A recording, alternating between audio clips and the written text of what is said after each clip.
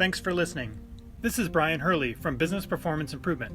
The podcast Lean Six Sigma Bursts are short lessons, comments, Q&A, and insights. If you have a question, send your question through the Anchor app, and we might feature you on a future episode. Or contact me at biz-pi.com. In this podcast, I share a presentation I gave at Florida Atlantic University in the Executive MBA Program. This is the first part where I talk about best practices from my experience doing process improvement over the last 25 to 30 years. Hope you enjoy. These are things that I found are really important to have in your organization, whatever kind of program you want, and it should be custom. It should be something that your organization looks at and says, what's going to work for us? And how do we try out some stuff and tweak it and modify it? You're never going to come up with a perfect system. It's never going to be, we're going to copy Toyota or GE or any of these companies. That won't work. You have to make it fit for your culture, your organization, and your maturity, because you're each going to have different maturities. I worked at 3 of the sites. They're all like 3 different companies, even though they're all in their same umbrella, right? So one thing is building on problem-solving skills, just even things like defining the problem, collecting data, trying out ideas, and then measuring, did that work? And not just saying, did the number go up, but did it go up consistently? And then how do we teach waste and identify waiting and delays and over-processing and inventory and spotting those as opportunities and seeing that's a problem? How do we teach every employee those basic skills?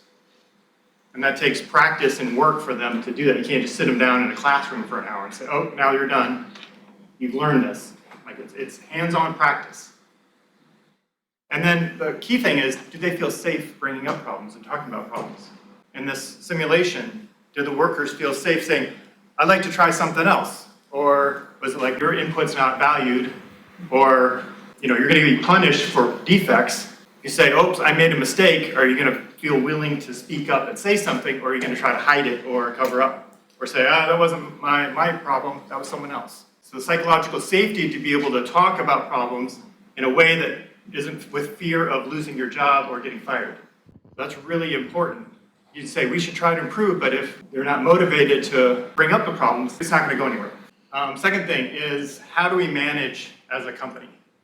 Do we manage vertically through our departments, which is how a lot of companies, most companies I think, are structured?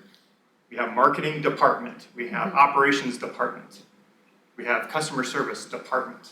It's vertical, but your customer goes through horizontally through all your processes. And they wonder why it takes so long to get through all these processes. So the more mature companies switch that and flip it to the value stream, which is how your products and services flow to your customer. And they manage in that horizontal approach by saying, I'm in charge of helping that customer go through as smoothly as possible through our many different processes. And that means you have to set up your processes differently so it's not so many handoffs between. That's where the waste happens. So you hand off from one department to another.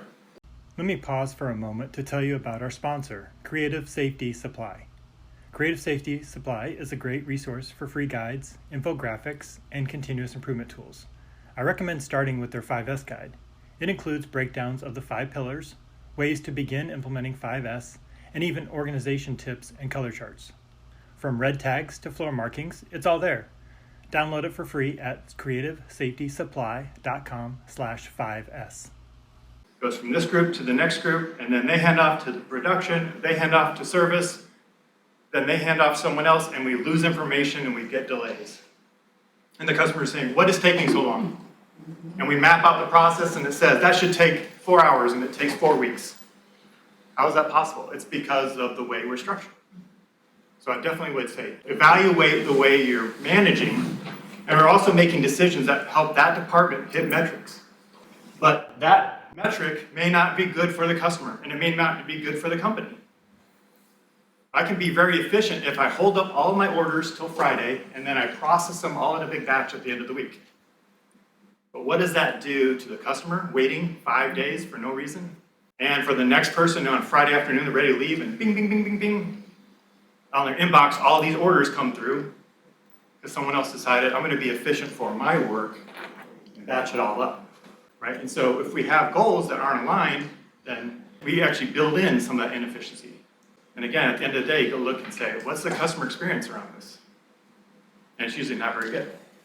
So we have to look at what's the best decision across all those steps, all those departments. And that might mean you have to go in every 10 minutes and check something and process something one at a time. And it feels inefficient to do that, but that's actually might be the best way for the customer experience to be the best. So we have to get out of our department doing well or our department meeting our specific metrics, but what's good for the customer and our whole organization. And those don't always align. So to make sure we don't do that, we have to have two-way communication between our departments, and as we flow down objectives and goals and strategies, we got to hear back from people saying, what do you think about those? Do you like that metric? Do you feel like that measures your department fairly? And a lot of times you're going to get some good responses that say, no, that's terrible. That makes me do things I think that's not good for our customer. Or that's not a good measure of my performance. I don't think that reflects the work I'm actually doing. But as a management team, you have to be able to listen for that feedback and say, here's what we think, what do you think? And then it has to come back up to management to say, what do we need to change now? It can't be one directional like we do. We decided in our retreat that we're going to have these 10 objectives or 27 objectives or 54 objectives, and then communicate it down and then walk away and say, that should do it. They're all going to be excited and happy and see that those are perfect metrics. And that's even if they get defined and there's even goals established for some of them. Well, we're working on what this metric will be. So you're halfway through the year. This is a little late to decide this is going to be your key metric. You don't even have a baseline. It's called catchball, but catchball is you throw it down to your workers and then you have to catch it back. And I think it's usually a one-way communication down. Leadership has to be willing to hear that feedback and adjust it and change it to say, you're right, that doesn't make sense. We don't want to incentivize people to do the wrong thing. LeanSixSigmaDefinition.com has a list of glossary items about popular process improvement terms, along with the history of Lean and Six Sigma methods, and key influencers like Dr. Edward Deming, Henry Ford, Taiichi Ono, Shigeo Shingo, and many more. You can also learn how to access affordable Lean and Six Sigma training and certification. Visit LeanSixSigmaDefinition.com.